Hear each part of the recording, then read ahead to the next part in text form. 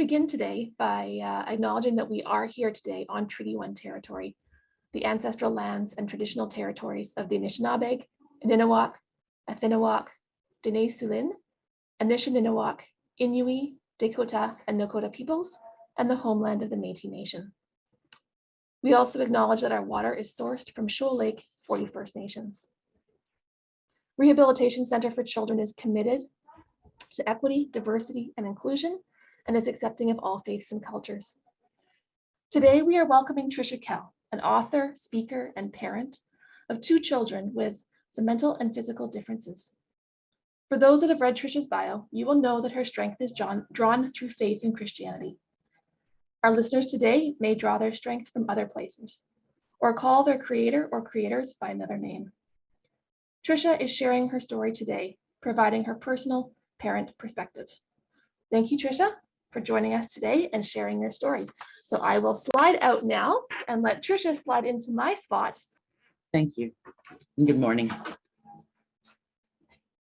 Now, I have to say that over all the years that I've shared my story, this is the first time that I'm doing Zoom. So if I do anything wrong, I apologize in advance. I'm going to just give you a little information about me in the beginning, and then I'll get further into what I actually want to say today. I was born in Halifax, Nova Scotia. I wasn't raised there. My dad was in the military, so I was considered an Air Force brat. Most of my education when I was in elementary school was done in Canadian Forces bases in Europe. And when I was 10 years old, we were stationed back to Canada. So my recall of life when I was younger was my dad would be transferred, we'd be packing, moving, starting new schools, making new friends, getting settled in, and then just in time to be transferred and start moving again. When I was, I think my living this way, being raised this way was beneficial to me because I learned how to accept different situations quite quickly. I was very flexible. When I was 13 years old, my dad retired from the military and accepted a job in Winnipeg. When a 13-year-old starts going into her teen years, I think that's difficult at the most of the time, but when I was moving to Winnipeg, it was considered a civilian life, and it was much different than being in secure life of military, for me anyway. Freedom was a little bit too much for me to handle, but it didn't matter how I was raised. It was very difficult I couldn't say that any way that I'd be raised would help me face the situations that I faced when I got older. Okay. My story starts when I'm 17 years old and I get into life in the fast lane. I'm in the driver's seat making all my own decisions. I got very involved with Brooklyn Speedway and race car driving. And if I'm going to be totally honest, I got very involved with Brooklyn Speedway and race car drivers. I wound up pregnant and married, yes, in that order. And the guy that I married was a few years older than I was and had a drinking problem. But I was raised in a house where my dad was an alcoholic. And at 17 years old, he had already been in Al-Anon or AA for 5 years. So I was tuned into Al-Anon and Alateen. And besides, I figured I could just change my husband after I married him anyway. The only good that came from that marriage was my 2 sons, because for the first 2 years, I was very physically, emotionally abused and pregnant. I had my 2 boys so close together that they're the same age for 10 days of the year.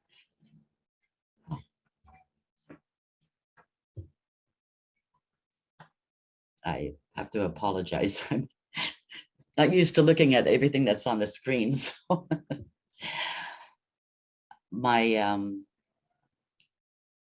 when my husband, it wasn't uncommon for him to not come home at night. And I never questioned it when he did get home, because I was fearing that I would be either have a black eye or a broken nose or something worse.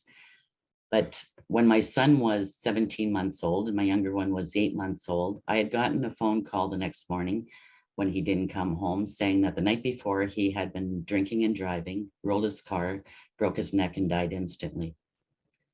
Now, my so-called childhood sweetheart, Rudy, came to my rescue.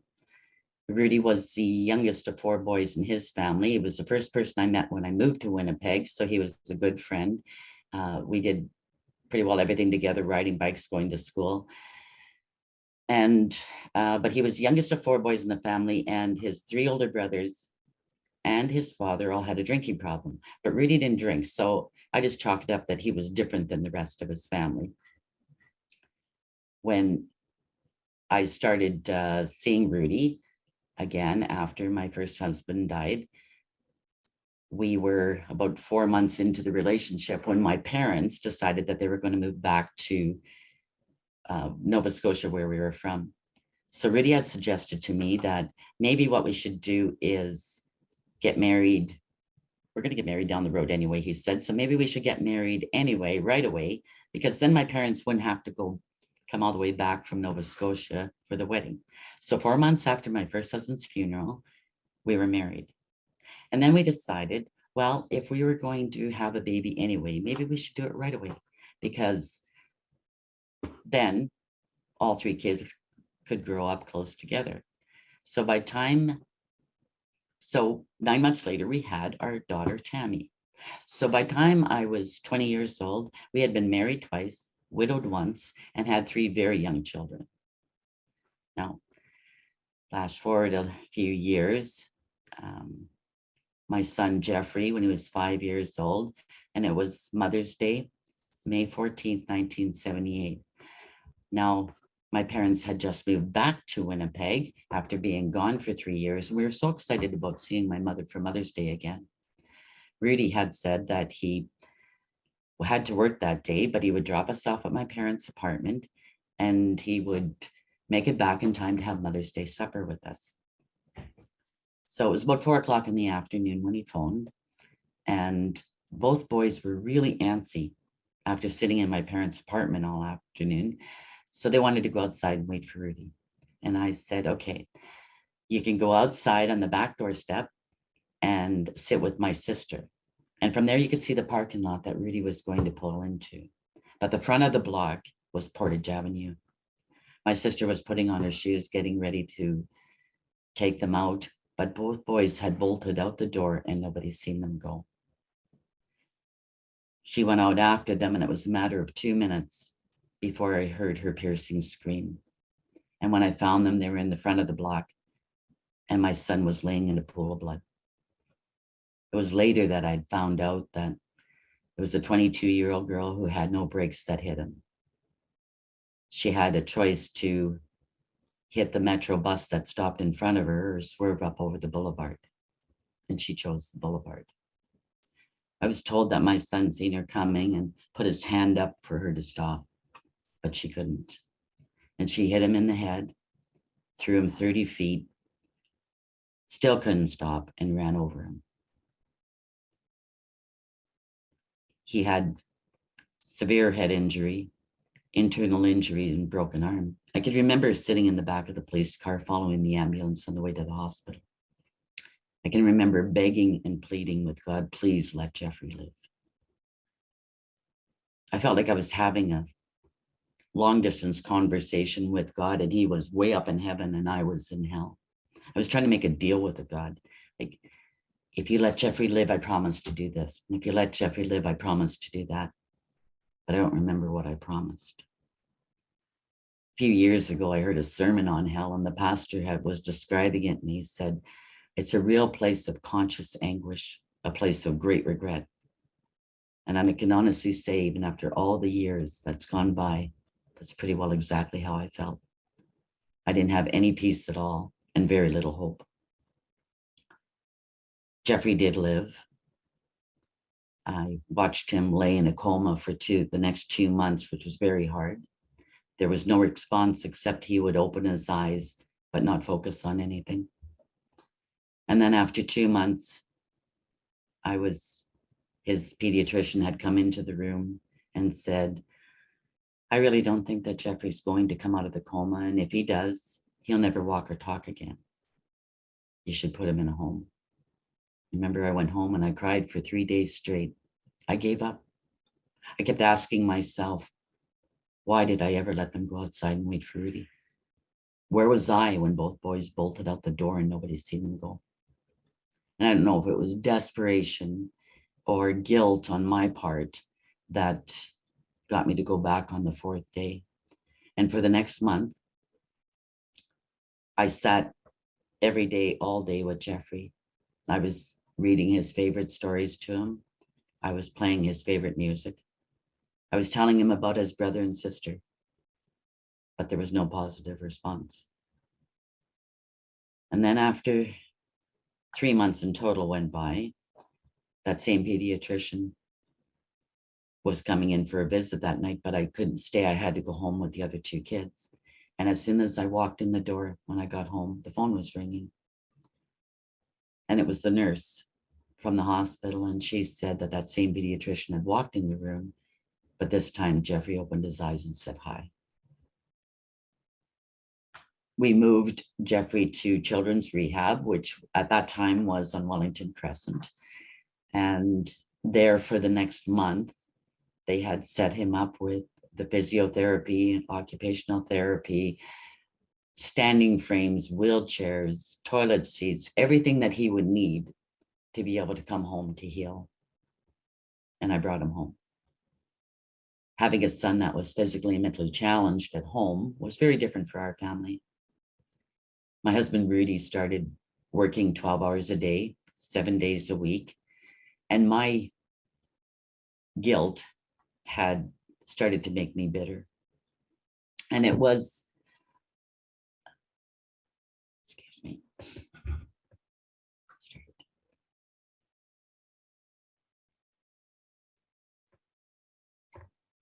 Guess when you're doing it virtually, you can get a bit of emotion. Was starting to make me bitter. Then one afternoon, my son, Patrick, came running in the door, and he was very excited, seemed to be really full of joy. He had just come back from a brigade meeting at the church with a friend of his. And when he came in, he said, hey, Mom, guess what I did today? Now, being a regular boy, he didn't wait for me to guess. He just blurted it out. I invited Christ in my life today. Now, I didn't have a clue what he was talking about, but it seemed to make him happy. I let him continue going to these groups for over the following weeks. And each time he came home, he'd say to me, I got to show you what I learned today. And he'd show me different scriptures in the Bible. I have to admit, I was getting a little leery about what I was allowing him to get into, but it seemed to make him happy. I couldn't help noticing the joy that he was reflecting, even in the midst of a family that was hurting so much. My husband, Rudy, started following in his brother's footsteps with his drinking. At that time, I decided to go back to Al-Anon. And it was there that I was reminded that I had to be responsible for my own actions. I had to be responsible for my own guilt, deal with it, and that I had to lean on my higher power for strength. And my higher power was God. And from there, God took me for a walk that changed the rest of my life. I've got very involved with a non-denominational Christian church. And there I started going to Bible study. And I realized what my son was trying to tell me all along, to say I didn't have to deal with my guilt. I could be forgiven. I could forgive myself, which I had to do. And it wasn't long before I invited Christ in my life. My husband, Rudy, didn't follow. I came home from work one day at lunchtime because I had forgot something. And he had just finished loading up his van with most of his belongings. And before he drove away, I said, "What's happening?" And he said, "I'll love you forever, but I can't live with you anymore." And I was devastated. But I knew my devastation was nothing in comparison to how devastated the kids were going to be when they found out. It wasn't long before I found out the truth of it, and that is kind of a chuckle, that my husband actually had found himself another woman, an older woman. And when I found out, the marriage totally fell apart, and I really had to learn to look after the 3 kids myself. When I learned that I had God in my life, but it didn't mean that bad things weren't going to happen. It meant that I didn't have to deal with them alone.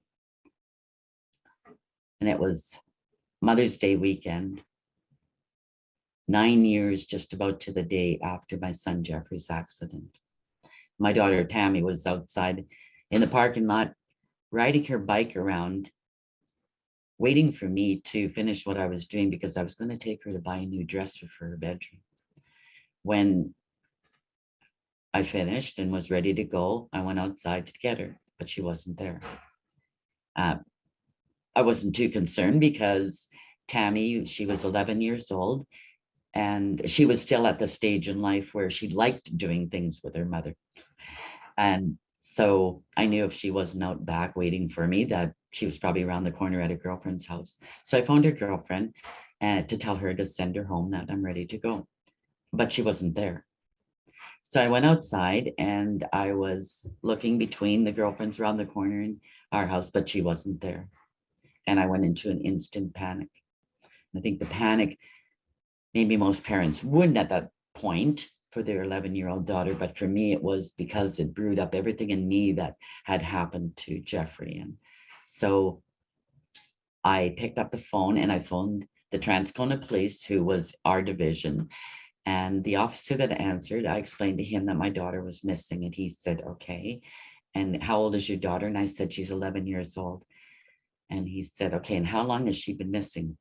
Can you imagine when I said 20 minutes?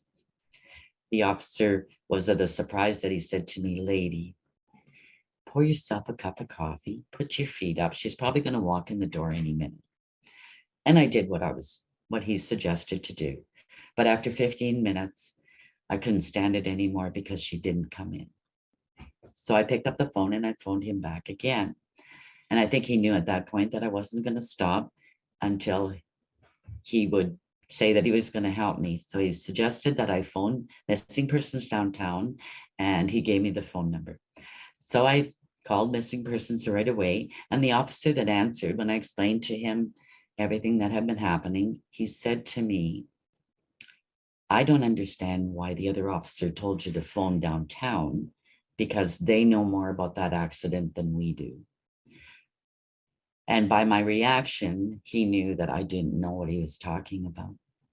So he said, "Just hang on," and that he'd be right back. The original officer in Transcona had come back on the phone at that point and said, "Just sit tight. There's 2 officers on their way." When the 2 officers came in my back door, one said, "Sit down. We have something to tell you." And I don't know if I subconsciously thought that if I didn't hear what he said, that nothing happened. But I put my hands over my ears and ran out the back door with 2 officers behind me. When they stopped me, the one officer said, "You have got to listen. We have something to tell you." And with my hands still over my ears, I said, "You tell me my daughter's alive and I'll listen." And he shook his head yes. And for me, where there was breath, there was hope. It was a little later that I found out that Tammy was walking her bike because the chain fell off. And she stopped at a stop sign. And there was a gentleman in the car, stopped at a stop sign, and he waved her to go. But I guess neither of them had seen the car coming from the other side that hit her. He threw her 30 feet and she landed on her head. But Her helmet was hanging over the handlebar of the bicycle. Sitting in the police car on the way to the hospital was very different this time. I wasn't begging and pleading with God to please let Tammy live. I was reminding God of his promises that were geared in that direction. I didn't feel like I was having a long distance conversation. I felt almost an underlying peace that I knew God had this whole situation under control. Tammy had severe head injury, internal injuries, and a broken leg. Sitting in her room for 2 months, watching her lay in a coma was all too familiar, and there was no response at all. And then that same pediatrician, my kids had the same pediatrician, came in the room, and those old familiar words were, Tammy's just not responding at all. We really don't think she's going to come out of the coma. And if she did, she'll probably never walk or talk again. And you should consider putting her in a home. This time I didn't go home. I didn't give up. I didn't cry for 3 days straight. I just handed it all over to God, put my focus on him, and didn't let the circumstances around me take that hope away. Tammy was being moved to children's rehab. And the day that they were moving her, it was about 2.5 months after the accident. It was pouring rain, just pouring rain. And the ambulance attendants were pushing the stretcher into the back of the ambulance, and this rain was hitting Tammy in the face. And I remember thinking to myself, I should have brought an umbrella. When all of a sudden, Tammy's eyes popped open and she turned and looked at me. For the next year, Tammy was stayed at rehab, and she had physiotherapy, occupational therapy, speech therapy. She couldn't talk. When she started slowly coming out of the coma, when her brothers came in to visit, they had their own sign language. They would say, her brother would say to her, Tammy, what kind of tapes do you want me to bring for you to hear? And she would want Twisted Sister. And the ways that she would bring that out to them would just baffle a mother. But her brothers totally understood what she was saying. And imagine what Dire Straits was. So I brought Tammy home after the year, and all the equipment that she needed, and she was set up to go back to school in a wheelchair. But her father never had anything to do with her after that, right to today, nor did he want to contribute financially. So I worked 3 jobs to make ends meet. And on one of those jobs, I met my husband, Gord. Now, I worked for Ram Messenger, and I was delivering cases twice a month to make the extra money. And Gord was my boss. So we had dated we had become best of friends for 2 years while I was working for the company. And then we dated for a year and got married in a small Christian ceremony in a chapel in Banff in 1991. Now, one thing that never changed since I was 17 years old was life in the fast lane and my love of race cars, my love of race car driving. I was actually the first woman in Manitoba to drive a race car. At that time was Winnipeg Speedway. It was great. All the other guys, about 80 drivers, were males. And so they would always help me fix my car when it broke down, give me parts to get me to the next race. But that only lasted until I actually got good enough to start passing some of them. And then they were very quick to say to me, there's something about when your car goes by that their egos can't take it, and they'll do anything to stop me from passing them. Well, that anything became very expensive. to get the car on the track. So when Gord and I were married, we decided that together that maybe it was safer and cheaper for us just to work at the track, to keep in touch. So my husband Gord was #1 cornerman, and he was first responder to any accidents. So my job was I was head lap counter up in the tower. So in August 1996, we were working at a sprint car special at Winnipeg Speedway. And it was about 10 o'clock at night, and the sun was just starting to go down. And a red flag was pulled because sprint cars, you have to give them a chance to gas up because it was a big, long race. So I put down my pen from my lap counting, and I looked down at the track, and I could see my husband, Gord, standing down in the front straightaway, and he was holding the red flag and wearing his white pants. And white pants are a rule for any workers at the track. And it, we were all just waiting for it to come over our headsets that the race was going to start again. And when it did come over, I picked up my pen and went back to my sheets. And when I did, I heard 3,500 people in the stands gasp all at once. And when I looked down at the track, all I could see was 2 white legs and a red flag coming out from the dual tires in the back of the tow truck. And I knew it was my husband, Gord. I got up and I went to the back window of the tower, and I threw my headset off, and I just prayed, God, you promised me that you wouldn't give me more than I could handle. And Gord dying is more than I can handle. And I turned and started yelling to the people in the tower, tell me he's alive. And the announcer of the track had said, over the headset, they said that Gord is talking. And I knew where there was breath, there was hope. They locked me in the tower because they wouldn't let me go down while the medical staff had worked on him to get him in the ambulance. They had cut off a lot of his clothes because to check his injuries. They had to be very careful to stabilize him. So it was a good 25 minutes before 2 of the people from the tower had walked me down through the crowd. All I wanted was to hear Gord talk, just to hear his voice.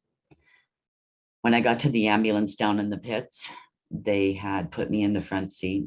And when I turned to say, Gord, I'm here, he said, how many people in the stands? Now, I was very happy to hear his voice, but I thought, what a crazy question to be asking me. So I said 3,500, and he said, 3,500 people just saw me in my underwear. And I said, after what those people experienced, I don't think anybody noticed. When we got to Victoria Hospital, which was the closest hospital to the Speedway, they had taken him in and left me on the outside. And they said that Gord had broke his neck, C3 and 4. And his pelvis was crushed in many pieces. And they were a little concerned that the dual tires may have clipped the bottom of his heart. And people can't live with those kind of injuries. So I just wouldn't listen. I just kept my focus that my husband was not going to die. They asked me, please go and get my pastor. And I refused to get my pastor. And I said, we don't need my pastor. So after the 3rd time of asking, they said, could you please give us your pastor's name so that we can call him? And I did. And they came back a few minutes later and said, your pastor's on holidays for 2 weeks and we can't get a hold of him. And I took that as a sign that we didn't need my pastor, that Gord was not going to die. They had to rush him from Victoria Hospital to Health Science Center because they were very concerned of him having a heart attack. And when they did, they put me in the front of the ambulance, and there was a doctor and a nurse that got in the back. And when the ambulance drivers turned and said, what pace do you want? And the doctor said, put it to the floor. Gord didn't die. We made it to the hospital. And the first week was bolting him back together. They put a halo on his head for his broken neck. They had put pieces of a fixator into all the broken parts of his pelvis. They came out through his skin, the rods, and then they had like a grill that stabilized him. He was bedridden, but they said that in the internal injuries, he started having, on the 8th day, he started having a problem breathing. He couldn't get enough oxygen. And so they had just plainly said to me, we told you already, you know, a person doesn't live with these kind of injuries. That night, he was in intensive care, and they called in the pastor that was on call. And I'm sure that they called the pastor on call to talk some sense into my head because I was standing so firm. We sat all night, that pastor and I kept showing him different scriptures and reasons why I believed that my husband would live. And at 5 o'clock in the morning, the pastor agreed Gord would live, and he went and prayed with him. 2 days later, Gord was moved out of intensive care, and the doctors believed that Gord was going to live. They said it would take 3 months of recovery in the hospital. He was moved to, he needed a lot of physiotherapy at the time, and because he was bedridden too, so he was moved to adult rehab. And there he started really wanting to come home. So they helped me set up the house to have a stair lift and to be able to transport him back and forth. In order to pay for everything that had to be done for Gord to come home, the drivers at the Speedway had pulled their next winnings together and had handed it over to get Gord home. But it came down to 21 days after Gord was run over by the tow truck, he came home to Hill. A month later, they took the halo off of his head and he had full range of motion and no paralysis. And a month after that, the specialist had taken all the rods out of Gord's pelvis. And as he was sitting in the wheelchair after it was done, the doctor said, do you think you can bear any weight on your legs? And my husband got up and walked away. And the specialist said, that is a miracle. After all of these things had happened in my life, people kept coming to me and saying, no, Trish, you got to share your story. You've got to give others hope in similar situations. And to share the story, what they were intending is write a book and share my story, or speak and share my story. And for me to stand in front of a microphone, I would laugh because there was no way that I was intended to share my story as far as I knew. To stand in front of a microphone, I would freeze. And to write a book, I don't think I passed English in high school, so I wasn't a writer. But my husband and I always wanted to make good out of everything that happened. And if writing a book and sharing my story was the answer to that, then we didn't want to let it slip by. So we really stood strong and believed that with man, it may not be possible, but with God, all things are possible. And from there, things kind of moved pretty fast. I started going to Toastmasters thinking this is going to really help me stand in front of a microphone and talk. And I have to admit that over the years, it's gotten to the point where microphones calm me down. Now, today's virtually, it's my first time we're going to remember that. So to be positive today, I said to my husband, he said, you're going to come outside and you're going to tell me that it was so great that you don't want to do any personal speaking anymore. You want to do everything. So, but I started with speaking, and then I had to write a speech for 5 minutes for Toastmasters. And I started to write the speech, and my husband asked me, are you ready to do the speech? And I said, I don't think so. It's 20 pages long. And he said, oh, like you only have to do 5 minutes.